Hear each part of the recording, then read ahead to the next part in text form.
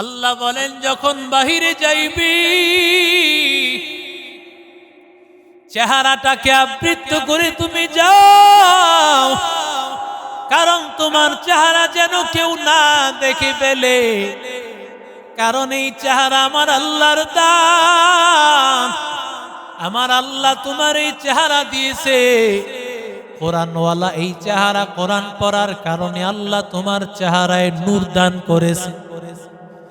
দুনিয়ার যত সৌন্দর্যওয়ালা বোন, যত সৌন্দর্য রূপবতী লাস্যময়ী মেয়েরা আছে, ওদের চাইতে হাজার কোটি কোটি গুণ আল্লাহ তোমার চেহারার সৌন্দর্য আল্লাহ দান করেছেন। কারণ তুমি 5 ওয়াক্ত নামাজে যখন ওযু করো, ওই ওযুর মাধ্যমে আল্লাহ চেহারাটাকে আল্লাহ সৌন্দর্য বানায় দেয়। আজকে তুমি সকালে তুমি ফেসিয়াল করো, চেহারার মধ্যে কত কিছু তুমি দাও, রাতের বেলায় দাও, আবার 4-5 আইটেমের দাও, মেকআপ করো যাতে করে চেহারা সুন্দর দেখা যায়। আল্লাহ বলে যতই সৌন্দর্য তুমি সাজতে চাও, তোমার চেহারা সুন্দর হবে না যতক্ষণ না বান্দা আমি আল্লাহর হুকুম না মানবা, যতক্ষণ না তুমি ওযুর পানি দিয়া চেহারাটাকে ধৌত করতে না পারবা, হাতটাকে ধৌত করতে না পারবা, আমি আল্লাহ তোমার চেহারাটাকে সুন্দর করব না। দেখেন না বান্দা, কোরআনওয়ালা একটা সন্তান, মাদ্রাসার ছোট ছোট ছাত্র, চেহারা তেমন সুন্দর না, ওই মাদ্রাসার ছাত্রটাকে দেখলে সবাই তাকাইয়া থাকে। কেন? কারণ এই মাদ্রাসার ছাত্রের মধ্যে আল্লাহর কোরআন আছে। মাদ্রাসার ছাত্রটা 5 ওয়াক্ত নামাজে ওযুর পানি দিয়া চেহারাটা ধৌত করে। এরে আল্লাহর বান্দারা, হাতটা ধৌত করে। এই জন্য আমার মালিক আল্লাহ চেহারাটাকে সুন্দর বানায় দিয়েছেন। আল্লাহ এত সুন্দর বানায় দিয়েছেন, যদিও কালো, কিন্তু বারবার তার দিকে তাকায় থাকে। এরে আল্লাহর বান্দা, কারণ আল্লাহ বলেন উজুহু ইয়াউমাইযিন নাযিরা ইলা রাব্বিহা নাযিরা। আল্লাহ বলেন কিছু চেহারা হাসরের ময়দানে অনেক উজ্জ্বল হবে, এমন চেহারা হয়ে যাবে, উজ্জ্বল চেহারা। উজুহু ইয়াউমাইযিন মুসফিরা দাহিকাতুম মুস্তাবশিরা, চেহারাটা হাসি উজ্জ্বল হবে। ইলা রাব্বিহা নাযিরা, তখন বান্দা এত সুন্দর চেহারা দিয়া আমার আল্লাহর দিকে তাকায় থাকবে। আজকে মনে করতেছো চেহারাটা সুন্দর করে বাহিরের মানুষকে দেখাইতে পারলেই আমি বুঝি অনেক বড় কিছু করতে পারলাম। না না, এই চেহারাটাকে যারা আবৃত করে রাখবে,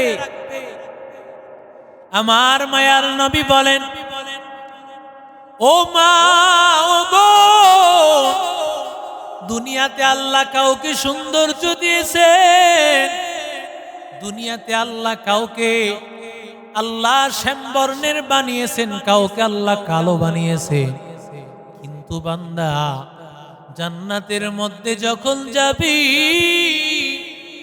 ওই জান্নাতের ময়দানে, হাসরের ময়দানে আমার মালিক আল্লাহর কাছে যখন বান্দা যাবে, ওই ময়দানে আল্লাহ তাআলা কোন মেয়ের চেহারাটা আল্লাহ তাআলা কালো রাখবে না, বরং এত সুন্দর করে দিবে, এত সুন্দর করে দিবে।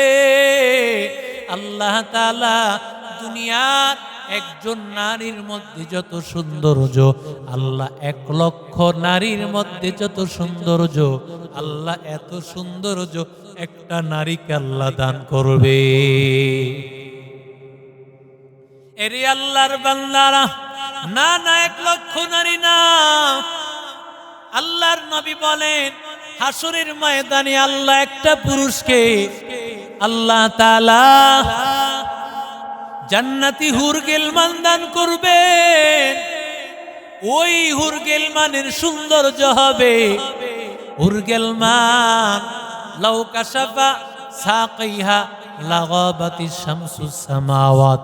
নবী বলেন যদি পায়ের গোছাটা একটু প্রকাশ করে, আসমানে যত সূর্য আছে চন্দ্র আছে আরো এমন আলোকবর্ষ অনেক আছে আমাদের জানা নাই, যত আলোকবর্ষ আল্লাহর কাছে জমা আছে, এই একজন জান্নাতি হুর গিলমানের সৌন্দর্য দেখিয়া পৃথিবীর সব সৌন্দর্য বিলীন হয়ে যাবে। এত সৌন্দর্য আল্লাহ একজন নারীকে দিবেন। আল্লাহ তাআলা বলেন যদি আঙ্গুলের সামান্য অংশ দুনিয়ার জমিনে প্রকাশ করত, গোটা দুনিয়া আলোকিত হয়ে যাইত। পৃথিবীর লোনা যুক্ত সমুদ্রের মধ্যে থুতু নিক্ষেপ করলে গোটা লোনা যুক্ত সমুদ্রের পানি আমার আল্লাহ এক হুর গিলমানের থুতুর মাধ্যমে গোটা পানিগুলো আল্লাহ মিষ্টি করে দিবে। এত আল্লাহ তাআলা একজন হুর গিলমানকে আল্লাহ এত সৌন্দর্য দিবে, তো জান্নাতে দুনিয়ার যেই নারীরা যাবে এদেরকে আল্লাহ কি সৌন্দর্য দিবে। মায়ার নবী বলেন ও দুনিয়ার মা, ও দুনিয়ার বোন, আমার আল্লাহ তাআলা হুর আর গিলমানকে এত সৌন্দর্য দিবেন জান্নাতে এই দুনিয়ার মহিলা দেখতে ছিল কালো, দুনিয়ার মানুষেরা তাকে পছন্দ করে নাই।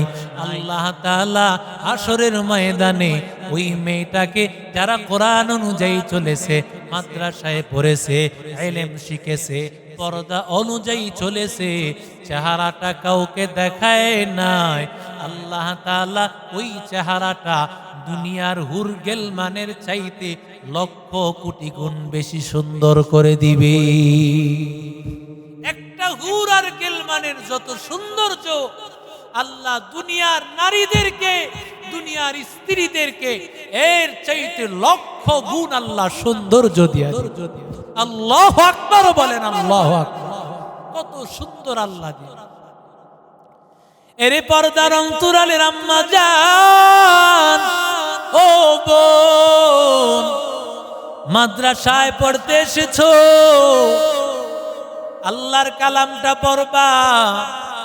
এই কালাম এমন দামি কালাম, আল্লাহর কোরআন শিখতে আসছি, নবীর হাদিস শিখতে আসছি আমার আল্লাহ তাআলা। এই কোরআন হলো আল ইলমু নূরুন ওয়া নূরুল্লাহি লা ইউতাল মাআসি। আল্লাহ তাআলার ইলম হলো একটা নূর, এই নূর আল্লাহ তাআলা লা ইউতাল মাআসি, আল্লাহ কোন নাফরমান বান্দাকে ইলম দান করে না, গুনাহগারকে আল্লাহ ইলম দান করেন না। ও বোনেরা ভালো করে শুনো, মাদ্রাসার পরিবেশে আমি পর্দা শিখেছি, মাদ্রাসার পরিবেশে কোরআন শিখেছি, মাদ্রাসার পরিবেশে নবীর আদর্শ শিখেছি। এমন যেন না হয় আমি মাদ্রাসায় আসিয়া কোরআন পড়ি, মাদ্রাসায় আসিয়া 5 ওয়াক্ত নামাজ আদায় করি, মাদ্রাসায় আসার পথে আমি পর্দা করে বোরকা পরিধান করে আসি। এমন যেন না হয় পর্দাটা মাদ্রাসায় আসা পর্যন্ত আছে, মাদ্রাসায় পড়া শেষ, বাড়ির মধ্যে গিয়ে আর পর্দা নাই,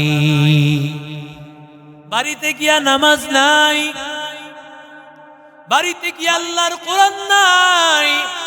এমন যেন না হয়, কারণ যদি আমি আল্লাহর কোরআন আমি বাসায় গিয়া না পড়ি, মাদ্রাসায় নামাজ পড়ি, ঘরে গিয়াও যদি নামাজ না পড়ি, মাদ্রাসায় পর্দা করি, ঘরে গিয়াও যদি পর্দা না করি, তাহলে আমার আল্লাহ নারাজ হয়ে যাবে,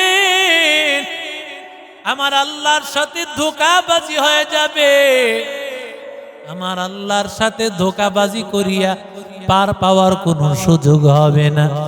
দুনিয়ার ধোঁকাবাজি কয়দিন, অন্ধকার কবরে চলে গেলে সব ধোঁকাবাজি শেষ। দুনিয়ার মানুষের সাথে ধোঁকাবাজি চলে। এরে বান্দা, তোমার শিক্ষিকারে যদি তুমি দেখো এই অবস্থায় তুমি পর্দা ছাড়া চলতেছো, তোমার শিক্ষক যাইতেছে তোমার পর্দা নাই, এই অবস্থায় তুমি আতঙ্কিত হইয়া ভয় পাইয়া নিজের চেহারাটাকে কোনো ওড়না থাকলে ঢাকার চেষ্টা করবা। কারণ যেহেতু তুমি মুখটা ঢেকে আসো নাই, ওস্তাদ ঢেকলে তুমি কি জবাব দিবা? শিক্ষিকা দেখলে কি জবাব দিবা? শিক্ষিকার ভয়ে রে আল্লাহর বান্দা, ওস্তাদের ভয়ে বান্দা তুমি চেহারার মধ্যে তুমি কাপড় দিয়া দিলা, কিন্তু তুমি চিন্তা করলা না তোমার দিকে এক আল্লাহ তাআলা তাকাইয়া আছেন। তুমি কোন জায়গায় হাঁটো, কোন জায়গায় বসে আছো, কি অবস্থায় চলো, একজন দেখতেছেন, তার নাম হলেন আল্লাহ। আল্লাহ আমাকে দেখতেছেন।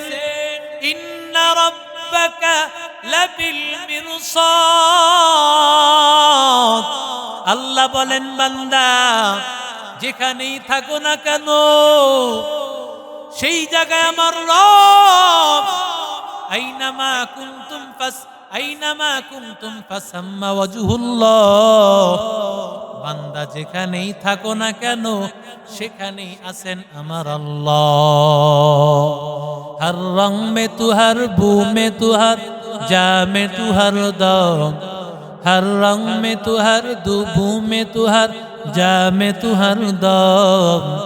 देखता हो जिधर चाहता हो आपकी रहम करम, देखता हो जिधर चाहते हो आपकी रहम करम। ओ बोनेरा ভালো করে শুনো, তাকায় দেখো ফাতেমার দিকে। ফাতেমা রাদিয়াল্লাহু তাআলা আনহা তিনি কেমন পর্দা করেছেন। নবীজির কলিজার টুকরা ফাতেমা, আমার নবী যারে এতটা ভালোবাসতেন, নবী বলতেন ফাতেমা আমার একটা অংশ, ফাতেমা আমার কলিজার টুকরা। আল্লাহর নবীর কন্যা ফাতেমা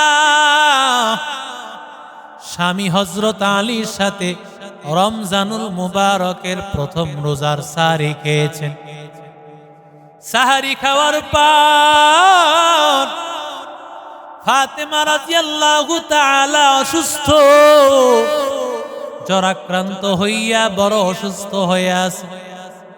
সাহরি খাওয়ার পর ফাতেমা রাদিয়াল্লাহু তাআলা আনহা এবার আজানের অপেক্ষা করতেছেন। এমন সময় যখন আজান হয়ে গেল, হযরত আলী চলে গেলেন মসজিদে নববীতে নামাজ আদায় করার জন্য।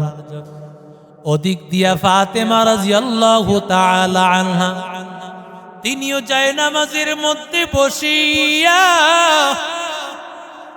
জায়নামাজের মধ্যে নামাজ আদায় করার জন্য বসে পড়লেন।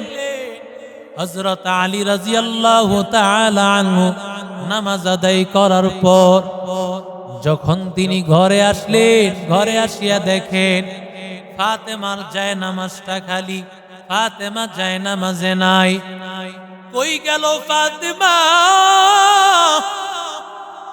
ফাতেমার এমন ইতিহাস পাওয়া যায় না। ফাতেমা কখনো এশরাকের নামাজ না পড়িয়া তিনি জায়নামাজ থেকে উঠেছেন। ফজর পড়ার পর এশরাকের নামাজ পড়িয়া ফাতেমা জায়নামাজ থেকে উঠতেন। কিন্তু আজকে ফাতেমা এখনো উঠেন নাই, ফাতেমা এখনো জায়নামাজে নাই। আবার অন্যদিকে ফাতেমা অসুস্থ। ফাতেমা কই গেল? কোথায় গেল ফাতেমা? তালাশ করতেছেন, ঘরে কোথাও তালাশ করে পান না। তালাশ করতে করতে তাকাইয়া দেখেন ফাতেমা পাকের ঘরের মধ্যে বড় একটা ডেগের মধ্যে অনেক পানি গরম করতেছে আর অনেকগুলো কাপড় তিনি ভিজাইছেন। হাসান হুসাইনের অনেক কাপড়, যেই কাপড় তিনি 1 মাস 2 মাসের কাপড় একসাথে ভিজায় ফেলছে। আবার অন্যদিকে তিনি এই পরিমাণ আটার খামিরা বানাইতেছেন, যে আটা 1 দিন 2 দিন না 1 মাস 2 মাস পর্যন্ত ফাতেমার পরিবার খাইতে পারবে। হযরত আলী আসিয়া ফাতেমারে ডাক দিয়া বলে, ও ফাতেমা, ফাতেমা তুমি অসুস্থ, এই শরীর নিয়ে কেন তুমি এতগুলো কাপড় ভিজাইলা? কেন তুমি এতগুলো আটার খামিরা বানাইতেছো? এতগুলো আটার রুটি আমরা কয়দিনে খাবো? কেন এতগুলো কাপড় ভিজাইলা ফাতেমা? ফাতেমা ডাক দিয়া বলে, প্রাণের স্বামী, আজকে আমি রাতের বেলা একটা স্বপ্ন দেখেছি। রাতের বেলায় যখন আমি ঘুমাইয়া গিয়েছি, রাতের বেলায় আমি স্বপ্ন দেখতেছি আমার বাবা ঘরে কি যেন তালাশ করতেছে। আমি পিছনের দিকটা দেখিয়া তাকাইয়া বুঝতে পারলাম ইনি হয়তোবা আমার বাবা।